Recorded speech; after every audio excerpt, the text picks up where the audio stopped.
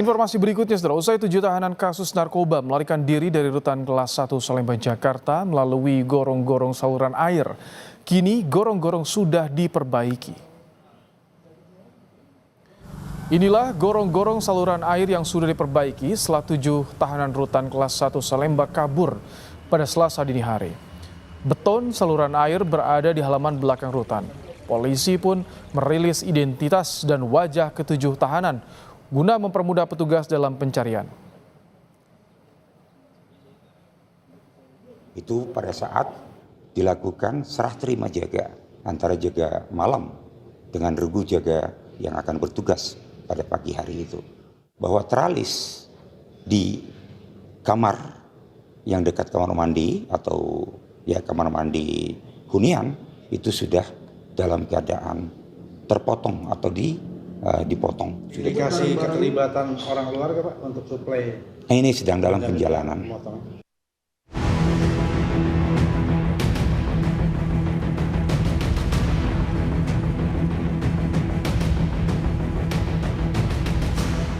Usai insiden kaburnya 7 tahanan di rumah tahanan kelas 1 Salemba, Jakarta Pusat, ini baik dari pihak rutan ataupun kepolisian sudah melakukan olah tempat kejadian perkara untuk mencari tahu jalur pelarian dari ketujuh pelaku dari dalam rutan hingga ke tempat saya melaporkan saat ini. Kalau misalkan kami dapatkan informasi, saudara, dari petugas dari rutan Salemba yang tidak ingin disebutkan namanya, yang mengatakan bahwa diduga dari tempat saya melaporkan saat ini hingga ke tempat titik ditahannya ketujuh pelaku ini, diduga saluran air ini sepanjang 50 meter. Sehingga memang di dalamnya ataupun di bawah rutan Salemba ini saluran air ini seperti labirin yang panjang begitu ya, yang menjadi tempat pelarian dari para pelaku ini panjangnya sepanjang 50 meter. Sehingga ketika insiden kaburnya 7 tahanan ini diduga terjadi pada Selasa dini hari, sehingga memang ketika mereka keluar ataupun muncul dari gorong-gorong air ini diduga sehingga tidak ada masyarakat yang melihat. Keluarga pihak yang ditahan di rutan Salemba saat ini juga mengalami kesulitan ataupun kendala untuk menemui ataupun membesuk keluarga mereka yang sedang ditahan di rutan Salemba saat ini guna mengevaluasi terkait dengan adanya dugaan keterlibatan dari orang luar yang memberikan alat bantu begitu bagi para ketujuh tahanan ini untuk dapat kemudian merusak teralis yang menjadi jalur pelariannya. Fedriska Ananda, Bimo Wijaksana, Kompas TV, Jakarta. Polisi masih mencari 7 tahanan narkoba di rutan Salemba yang kabur. Lantas bagaimana evaluasi terhadap keamanan lembaga pemasyarakatan Salemba? Kita bahas lebih lengkap bersama Wakil Ketua Komisi 13 DPR dari fraksi PD Perjuangan, Andreas Hugo Pareira. Selamat petang, Bang Andreas. Selamat petang, Mas. Baik, Bang Andreas, 7 tahanan narkoba kabur dari lapas Salemba dengan menjebol gorong-gorong teras besi di sana juga. Apa evaluasi dari Komisi 13 soal ini? Ya, baru minggu yang lalu kami melakukan rapat dengan Menteri IMIPAS, Imigrasi dan Pemasyarakatan, juga Dirjen Lapas hadir, dan kami melakukan kunjungan kerja ke lapas, tapi memang waktu itu ke Bandung, ya, ke lapas kelas 1 Sukamiskin.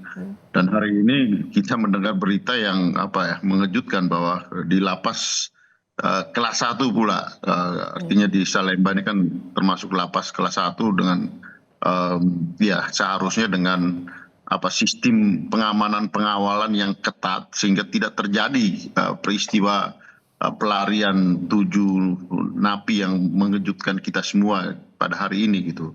Sehingga ini tentu perlu menjadi perhatian khusus, catatan khusus, dan Komisi 13 akan melakukan kunjungan pengawasan ke lapas itu besok nanti. Oke, kalau secara informasi atau temuan yang Anda peroleh di DPR, ada kecurigaan tidak, kejanggalan, keterlibatan pihak lain dalam pelarian ini? Ya pasti, kalau ada napi yang bisa meloloskan diri, melarikan diri dari lembaga pemasyarakatan seperti ini, ya kemungkinan besar pasti ada pihak yang terlibat, baik itu dari dalam atau dari luar atau kerjasama antara dalam dan luar gitu. Karena Ya kalau kita perhatikan di lembaga pemasyarakatan itu kan ya mereka tidak punya alat-alat yang bisa digunakan. Apalagi ini kan tralis Iya. besi gitu. Bagaimana mungkin bisa menjebol dengan tangan manusia biasa bisa menjebol tralis besi itu hal yang mustahil gitu.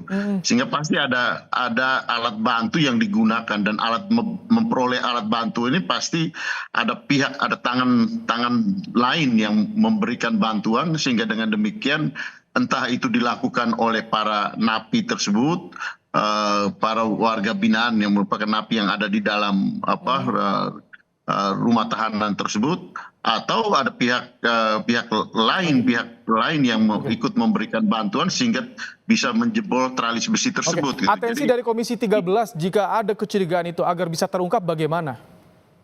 ya ini harus ada punishment yang tegas terhadap mereka yang harus bertanggung jawab di sini. Tentu ya di sini ada yang bertanggung jawab langsung adalah Kalapas dan petugas yang ya melakukan tugas pada waktu itu, dan perlu ada investigasi terhadap peristiwa ini gitu. Sehingga dengan demikian clear dan harus ada keterbukaan investigasi dan ada keterbukaan transparan untuk mengetahui secara persis penyebab terjadinya ada warga binaan yang bisa meloloskan diri gitu. Baik. Terima kasih Bang Andreas Hugo Parera, Wakil Ketua Komisi 13 DPR, telah bergabung dalam program Kompas Petang sore hari ini.